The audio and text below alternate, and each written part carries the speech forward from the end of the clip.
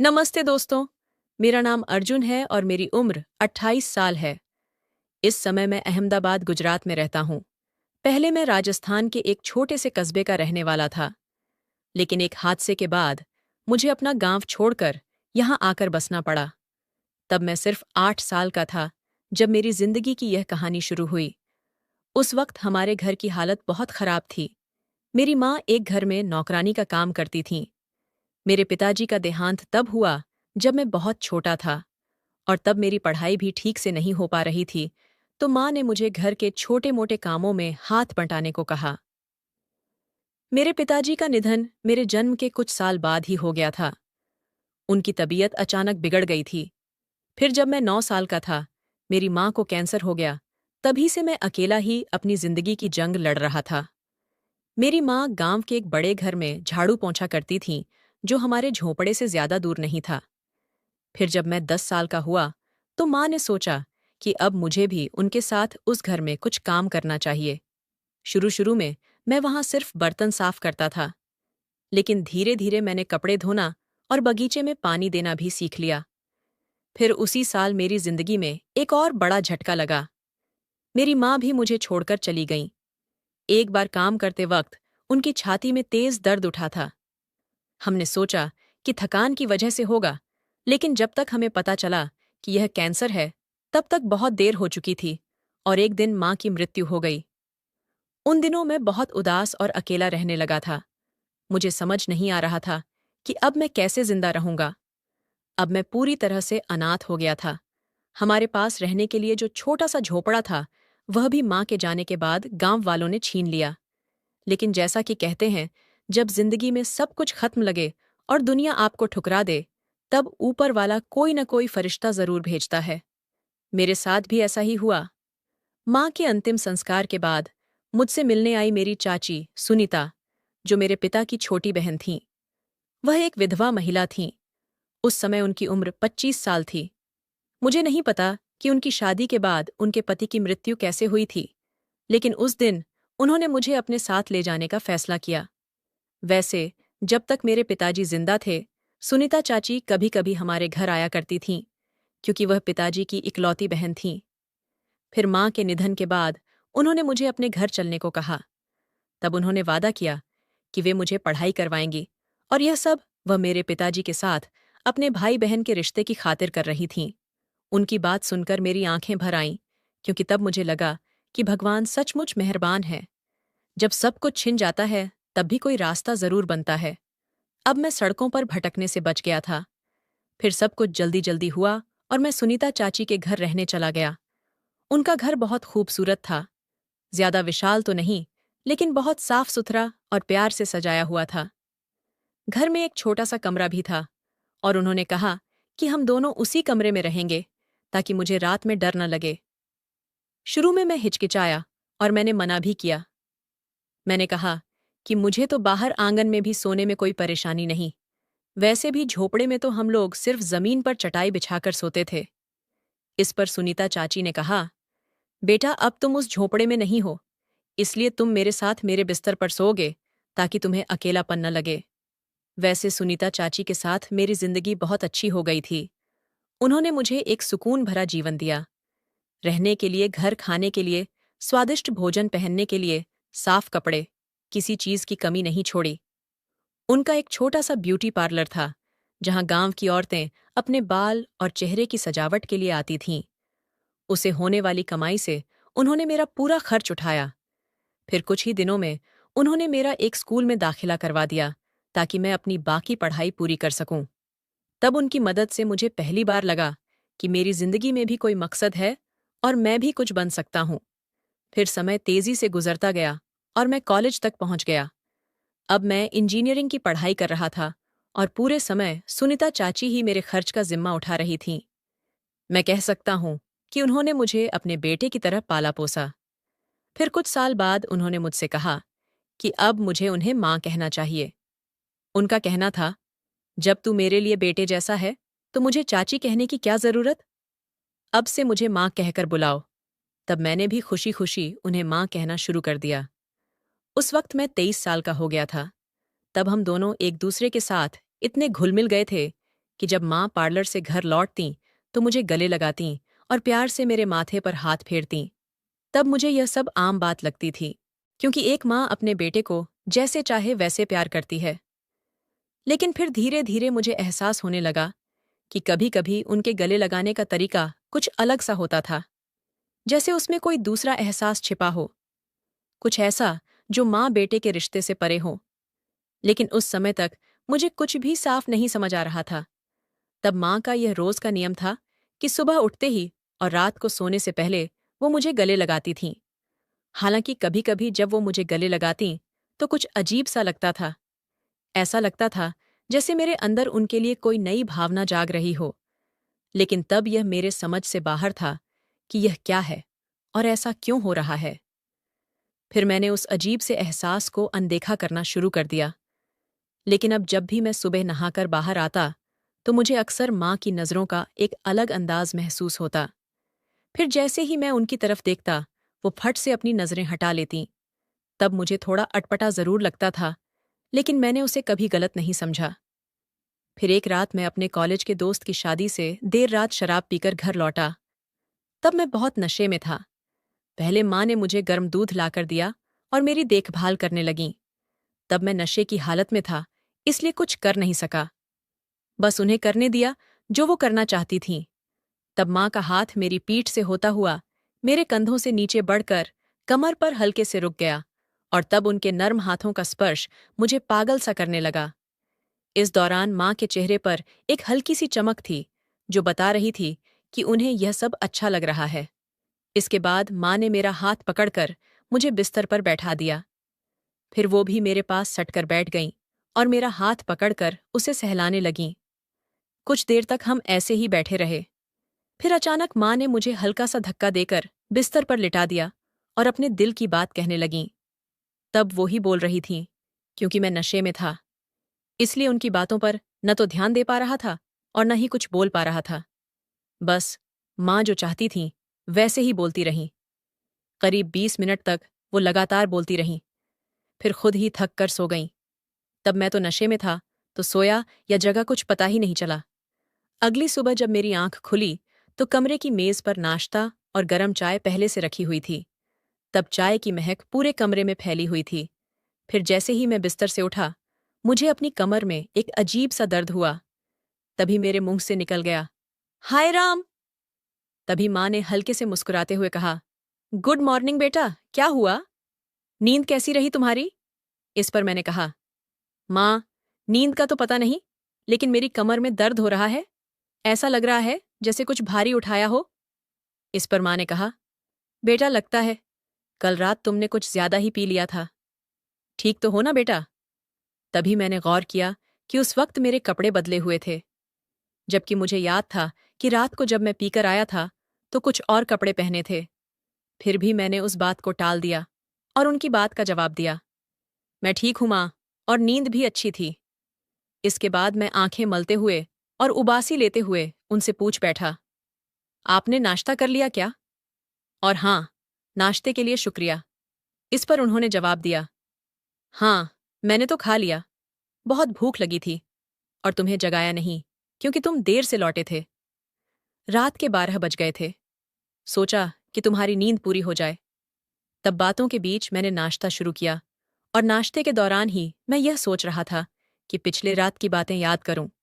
लेकिन तब मुझे बस इतना ही याद आया कि मैं बहुत नशे में था और माँ गर्म दूध लेकर आई थीं, और तभी मैं लड़खड़ाकर गिरने वाला था कि माँ ने मुझे थाम लिया। इसके बाद क्या हुआ कुछ याद नहीं। खैर, अगले कुछ दिनों तक सब कुछ सामान्य ही चलता रहा। तब मैं पढ़ाई और नौकरी की तलाश में लगा रहा। लेकिन तभी एक दिन एक अनचाही घटना हो गई। मैं एक कंपनी में नौकरी के लिए इंटरव्यू देकर लौट रहा था। तभी रास्ते में एक साइकिल वाले ने मुझे टक्कर मार दी। सौभाग्य से तब घर ज्यादा दूर नहीं था, क्योंकि वह हादसा हमारे घर से बस 2 किलोमीटर की दूरी पर हुआ था।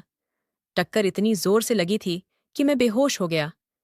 तब मेरी आखिरी याद बस इतनी थी कि आसपास के लोग शोर मचा रहे थे और कोई मदद के लिए चिल्ला रहा था। उसके बाद मुझे कुछ याद नहीं। फिर जब मुझे होश आया, मैं अस्पताल में था। पूरे शरीर में तेज दर्द था, तब मैं हिल भी नहीं पा रहा था। सिर में भी भारीपन था, इसलिए आंखें खोलना मुश्किल हो रहा था। तब मैं चुपचाप लेटा रहा। तभी मैंने माँ की धीमी आवाज सुनी, जो मेरे पास ही बैठी थीं। वो मेरा हाथ पकड़े हुए बोल रही थीं, अर्जुन प्लीज उठ जाओ। एक पूरा दिन बीत गया, तुम्हें बेहोश हुए। मैं तुमसे कुछ कहना चाहती हूँ, तुम्हें सीने से लगाना चाहती हूँ। तब वो रोते हुए कह रही थीं, अर्जुन काश तुम समझ पाते कि मैं तुम्हें कितना चाहने लगी हूं, एक माँ की तरह नहीं, बल्कि उससे कहीं ज्यादा। हालांकि मुझे पता है कि तुम ऐसा कुछ नहीं सोचते, लेकिन मेरे लिए यह एहसास बहुत गहरा है। और कल रात जब तुम नशे में थे, तो तुम्हें नहीं पता कि क्या हुआ था। तब वो और भी बहुत कुछ धीरे धीरे मेरे कानों में कहती गईं। शायद उन्हें लगा कि मैं कुछ नहीं सुन रहा, लेकिन मैं सब सुन रहा था। उनकी बातों से मेरा मन बहुत उलझ गया, लेकिन उन शब्दों में एक अजीब सी गर्माहट और अपनापन भी था। और न जाने क्यों उस पल मुझे एक राहत सी मिली। लेकिन उसी वक्त मेरे मन में एक अनजाना डर भी जागा, क्योंकि जो बातें मैंने सुनी थीं उसने मेरे दिल और दिमाग को उलझा दिया था। अब मैं अंदर से बेचैन हो रहा था, इसलिए मैंने जानबूझकर अपनी आंखें खोल दीं और बोल पड़ा, माँ, क्या वो सब सच था जो मैंने अभी सुना? क्या आप मुझे एक बेटे से भी ज्यादा चाहने लगी हैं? और कल रात को आपने क्या किया? मैंने तो हमेशा यही माना कि आपका इरादा साफ है। आप सिर्फ माँ की तरह मेरा ख्याल रख रही हैं। लेकिन अब लग रहा है कि आपने जो कुछ मेरे लिए किया, वो सब किसी और वजह से था। तब मेरे सवाल में गुस्सा भी था और तकलीफ भी। तब मेरी बात सुनते ही माँ की आंखों में आंसू आ गए। फिर भी उन्होंने नरम आवाज में कहा, अर्जुन, बेटा अब तुम्हें कैसा लग रहा है? मैं बहुत डर गई थी। कितना इंतजार किया कि तुम होश में आओ। मैंने उसकी बात को बीच में ही काट दिया और कहा, पहले मेरे सवाल का जवाब दो। क्या वो सब सच था जो तुमने मुझसे कहा था? उसने धीरे से जवाब दिया, हाँ, बिल्कुल वैसा ही है जैसा तुम समझ रहे हो। लेकिन मैं चाहता हूं कि तुम मेरी भावनाओं को समझो। उसके चेहरे पर घबराहट और संकोच साफ दिखाई दे रहा था। फिर उसने मुझे एक गिलास नींबू पानी थमाया और आसपास देखने लगा, शायद इस डर से कि कोई हमारी बात सुन न ले। मुझे भी लगा कि क्लिनिक में इस तरह की बातें करना सही नहीं है। मैंने कहा, तुम जरा बाहर जाओ, मुझे थोड़ा आराम करना है। फिर मैंने करवट बदली और दूसरी तरफ लेट गया। कुछ दिनों तक क्लिनिक में रहने के बाद हम अपने घर वापस आए, लेकिन घर पहुंचने के बाद भी मैं उससे खुलकर बात नहीं कर पाया। मन के भीतर कुछ टूट सा गया था। जिसे मैंने अपने माँ जैसा माना, उसने मुझे एक अलग नजरिए से देखा। ये सोचकर मैं परेशान था। मैं खुद को बहुत अकेला महसूस कर रहा था। उस समय मेरी तबीयत अभी पूरी तरह ठीक नहीं हुई थी। माँ ही मेरी देखभाल कर रही थीं।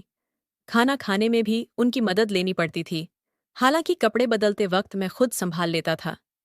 कई दिन ऐसे ही गुजर गए। घर का माहौल कुछ ठंडा ठंडा सा रहा, लेकिन माँ ने कभी न शिकवा किया, न ही अपनी थकान का जिक्र किया। धीरे धीरे हालात सामान्य होने लगे। फिर मेरी सालगिरह का दिन आया। मुझे नहीं लगा था कि उस दिन कुछ खास होगा, लेकिन जब मैंने देखा कि माँ ने मुझे एक नया गिटार तोहफे में दिया, वही गिटार जिसके लिए मैं महीनों से पैसे जोड़ रहा था, तो मैं हैरान रह गया। उस पल की खुशी को शब्दों में बयान करना मुश्किल है। मुझे संगीत का बहुत शौक था और उस गिटार से मैं अपने सपनों को हकीकत में बदलना चाहता था। सालगिरह के बाद मेरा मन माँ के लिए नरम पड़ने लगा। मैं फिर से उनके करीब आने लगा। मुझे पता था कि माँ मुझे एक बेटे से कहीं ज्यादा चाहती थीं।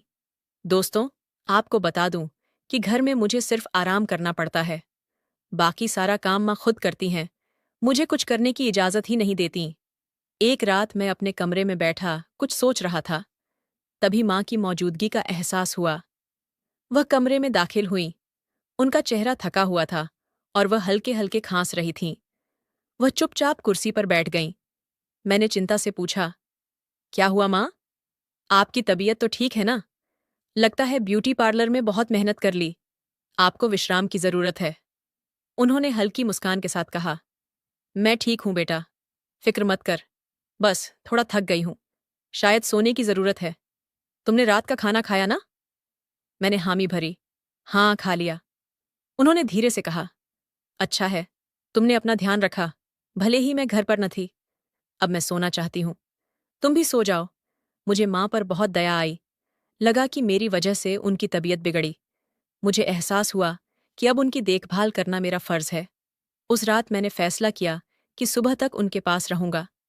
मैं जागता रहा जब तक वह सोती रहीं। कुछ दिनों बाद उनकी सेहत में सुधार हुआ।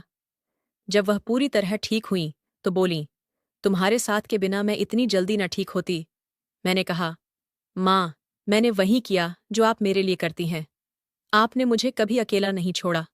इसके बाद सब कुछ पहले जैसा हो गया। घर में फिर से हंसी खुशी का माहौल बन गया। लेकिन एक दिन मुझे लगा कि मैं उनके लिए कुछ अलग महसूस करने लगा हूं। हाँ, वही जो आप सोच रहे हैं। वह मुझे अब अच्छी लगने लगी थीं। रात को नींद आने के बाद मैं उन्हें देखने लगा। अब मैं खुद को उनका बेटा नहीं मानता था, क्योंकि वह मेरे लिए एक ऐसी औरत थीं जिसे मैं पूरे दिल से चाह सकता था। मुझे समझ आ गया कि यह सिर्फ माँ बेटे का रिश्ता नहीं है। फिर एक दिन मैंने अपने मन की बात उनके सामने रख दी। पहले उन्हें भरोसा नहीं हुआ। वह बोली, ये ठीक नहीं है बेटा, मैंने जो किया वह गलत था। लेकिन अब हम माँ बेटे जैसे हैं। मैंने पूछा, जब मैं क्लिनिक में था तब आपने कहा था कि आप मुझसे बहुत प्यार करती हैं। उस रात जब मैं नशे में था आपने वही दिखाया था ना? क्या उसका मतलब वही था जो मैं सोच रहा हूं? क्या आप इसलिए मुझसे प्यार करती हैं क्योंकि आप मुझे अपना हमसफर बनाना चाहती हैं? मेरे सवाल पर वह खामोश हो गईं। फिर धीरे से बोलीं, हाँ अर्जुन, मैंने तुमसे वैसा ही प्यार किया जैसा तुम सोच रहे हो। लेकिन जब तुम नाराज हुए और मेरे प्यार को ठुकराया तो मैंने खुद को समझाया कि यह गलत है और इसका कोई भविष्य नहीं। मैंने उनकी आंखों में देखकर कहा, गलत क्यों कह रही हो? आप मेरी सगी माँ नहीं हो। मैं आपका खून का बेटा नहीं हूं। इस दुनिया में मेरा कोई और नहीं, बस आप हो। मैंने अपने सारे जज्बात उनके सामने रख दिए।